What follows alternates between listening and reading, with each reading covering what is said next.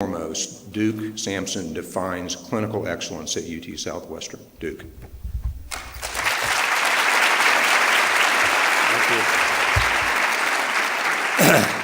Thank you. Actually, Dr. Rod Warwick and I flipped a coin for the responsibility of giving this talk.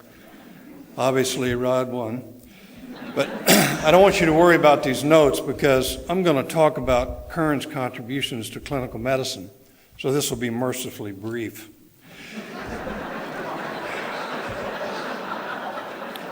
In all seriousness, the clinical landscape here at Southwestern has changed dramatically during Kern's tenure.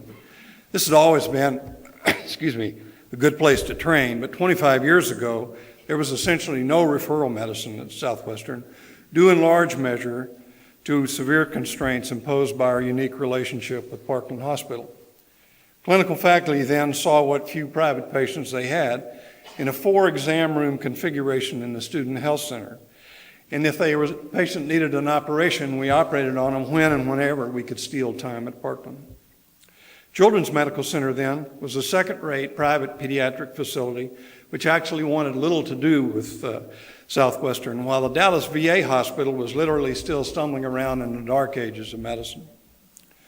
When representatives of the Zale family came to Kern with the idea of building a university hospital, I think he recognized an opportunity for Southwestern to cross an important threshold, a threshold critical to becoming a true academic medical center.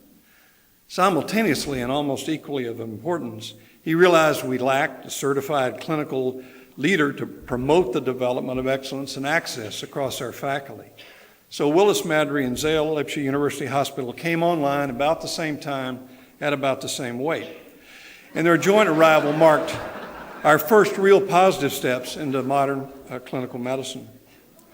The ensuing decade and a half saw enormous changes here with the emergence of several nationally recognized areas of clinical excellence, the birth of a spirit of unity and independence among the clinical chairs, and an increased awareness across campus of the importance of a high-caliber clinical enterprise. Kern made another critically important decision in the early 2000s as he selected, John McConnell to be the health systems leader. Now, some of us question the wisdom of that decision, and certainly John and I started off with some of our own issues. And in fact, at first he impressed me as kind of a really slow learner. But ultimately, his dedication, hard work, and sheer guts would do for the clinical enterprise that which Willis had begun to accomplish for the faculty some 10 years earlier. Around the time of John's selection, the clinical initiative began to outgrow the limited confines of Zale and the Aston Center.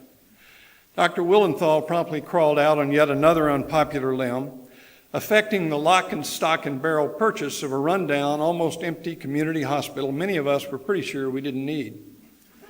Subsequent egregious hospital mismanagement, certainly not Dr. Wildenthal's doing, and some plain old bad luck combined to put the entire clinical operation on the ventilator. And I can testify that at that time, many of our most accomplished clinicians began to look over their shoulders for the nearest exit. However, after the spine-tingling visit of the Hunter Group, rather than folding his hands and returning us all to a less risky paradigm from the past, Kern made the courageous decision to plunge Southwestern and the University of Texas even deeper into his personal commitment to an academic healthcare center. In retrospect, we all know there were some rocky stretches down that road, but with Kern's vision and continuing support, plus the hard work of Willis John and other folks, we emerged from yet another crisis stronger and more focused on his and our ultimate goal. So let's look at Kern's clinical scorecard.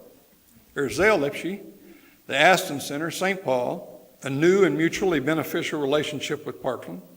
Children's become a power on the national pediatric scene and a strong partner here at home, and the Dallas VA Medical Center has emerged as a respected and important part of our clinical activities. On his watch, the clinical faculty has grown markedly, the private referral practice has expanded exponentially, and in testimony to our enhanced clinical profile, we now enjoy beautiful new outpatient clinical facilities, and pretty soon we're going to be celebrating the construction of a new university hospital. Not too bad a track record for a card-carrying scientist. Now, as an addendum, I don't want you to think I just fell off a turnip truck. I know we're not home yet on the clinical side, but then again, I'm a glass half full kind of guy, especially since I was here when there wasn't any glass. On the other hand, a half glass approach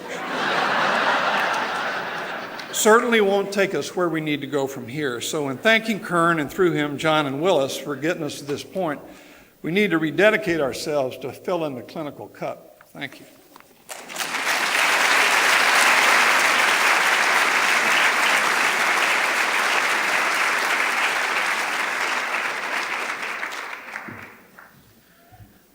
Before I do my introducing job, I just have to take a brief opportunity to tell quickly my favorite Kern story. It was maybe 17 years ago. I was a patient at Zale. I'd had chest surgery. Kern popped into my room and said, "How you doing?" I said, "Not bad." He said, "Much pain?" I said, "Not much." He said, "Well, I'll try not to make you laugh." And I said, "That's not been much of a problem up to now."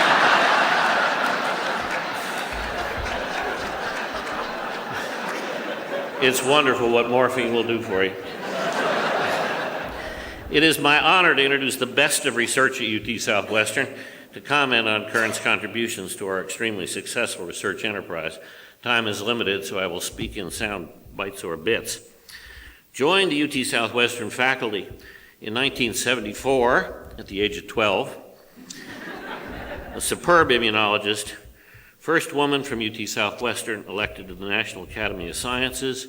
Happily, 2 others so far have followed the trail she has blazed, and there will be more. A fabulous teacher, winner of more teaching awards than can be counted.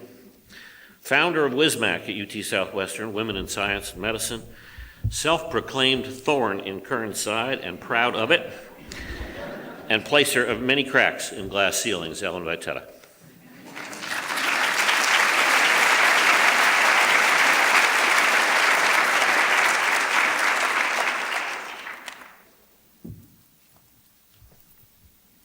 Thank you, Al. Given the 5 minutes assigned to me, I would first like to list what I perceive as Kern's major contributions to the research here at Southwestern, and then to make a few personal comments. Many of the things that I had wanted to say have been said, so this will be brief. First, and most importantly, Kern began his presidency committed to the tradition of excellence established by the intellectual and cultural architect of this medical school, Don Selden. Kern's goal was to essentially translate the vision that Don had into reality, and he did everything he could to achieve this goal, and I believe he has. As you know, he immediately recognized that he had to garner support from the Dallas community and from the donors, and he did this by being a straight shooter, by telling it like it is, what we needed, and people related to this, and as a result, he's built an incredible support team of donors, and they admire him as much as he does admire them.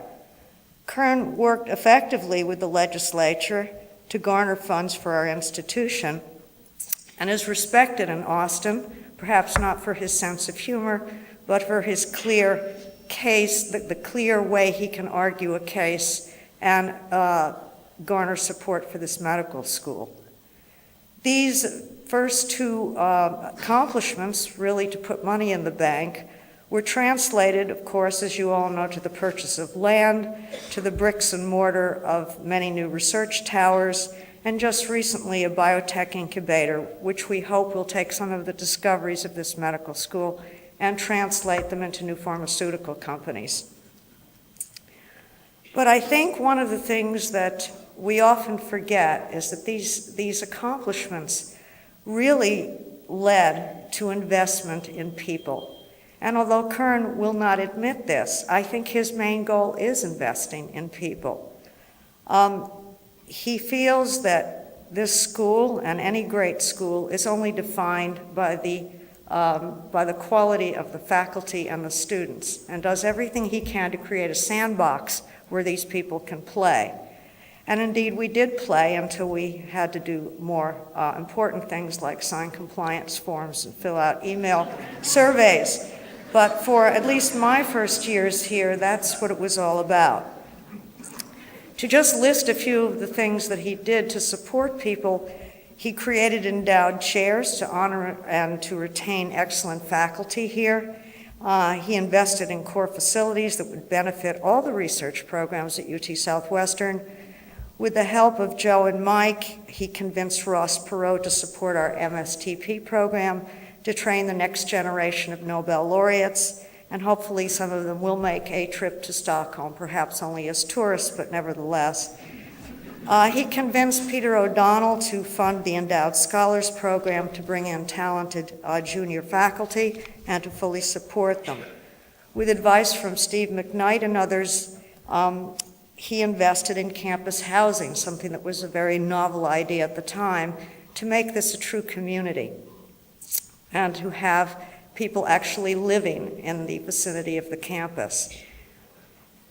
He supported Al and others in the creation of our Academy of Teachers, honoring excellence in education in both the basic and clinical sciences.